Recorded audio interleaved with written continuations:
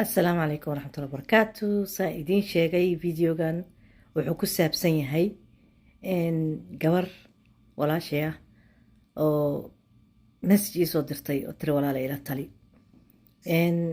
gabadhan waxay tiri ilmihii afraad aan caloosh ku wadaa waana lagu qalaa kulligood. shaqana qof wax barta ah oo shaqaysta saasay tahay maalin ilaahay keeno qaylo iyo buuq iyo dagaal ba maaragtay aan ku jiraa oo ninkayga dadkuna way la yaabin waxay leeyihiin ninkan maxaa ugu dul qaadanaysaa. gabadha walaashay waxaan dhihi lahaa walaalay macaanay maalin kastana wuxuu igu hadidaa bay tiri waa ku furayaa oo furitaan buu igu hadidaa.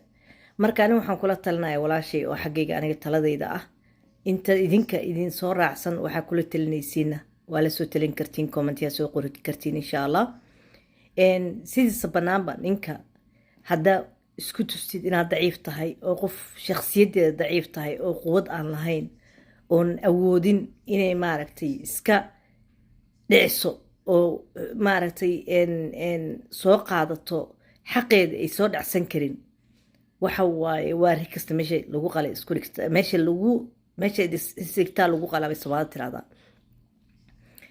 hadda adiga reerka biilaysid oo adiga aad qof shaqaysanaysid aad tahay wuxuu asaga uu ku soo gelinayay aysan jirin waa taas waa mid.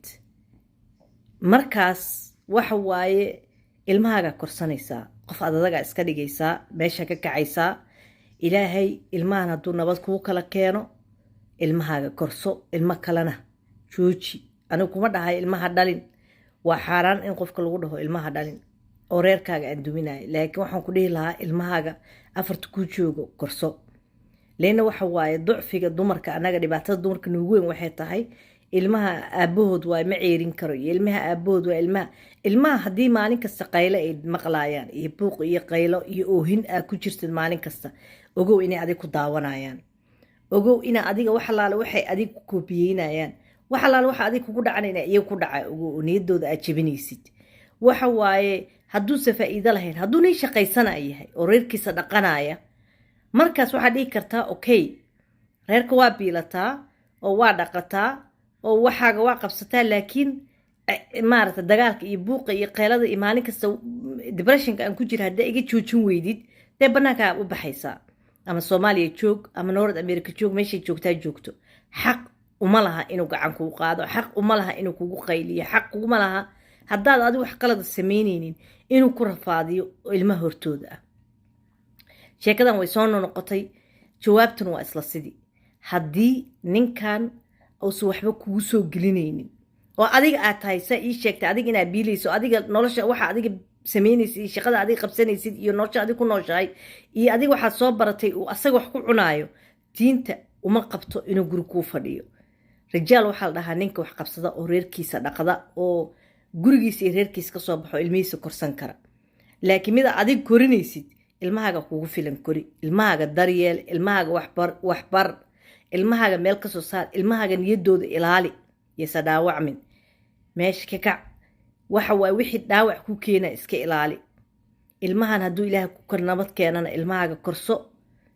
nin waxa uga baahan tahay wuxuu kugu soo siyaadinaya ma laha haddii aa heshid asaga uu isbedelayo dhawaa isbedelaya dee waa sheeko gooni ah laakiin maalin kasta nin kugu hadida waa ku furaya dee waxaad tiraahdaa markuu yiraahdo ha furin ugu yiraahdo waa ku furaya hadduu ka arko ducfi u dhahayo waxa waaye malaantii ma noolaan karto way sheekadii ahayd. laakiin haddii aad tiraahdo may furaysaa ha ifur bye wuxuu ogaanaa markaas inaad u baahnayn markaasuu lugaha dhulka dhiganaya.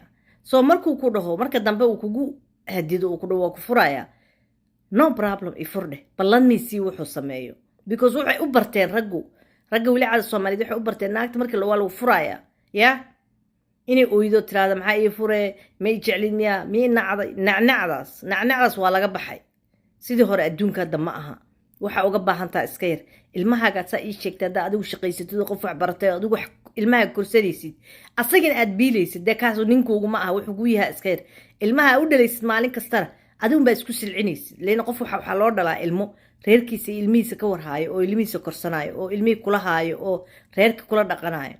laakiin adiga midaa biilaysid wuxuu kuu sheegaa iska yar waqtigunbuu kaa dhuminayaa ilmahaaga korso meesha ka kac ilaahayna nabad ha kuu kala keeno insha allah gabdhaha walaaladayna wixii waxay ku darsanayo maaragtay kommentiyaasha kusoo qoraan insha allah khayra iskugnaa assalaamu calaykum waraxmatullahi wabarakaatu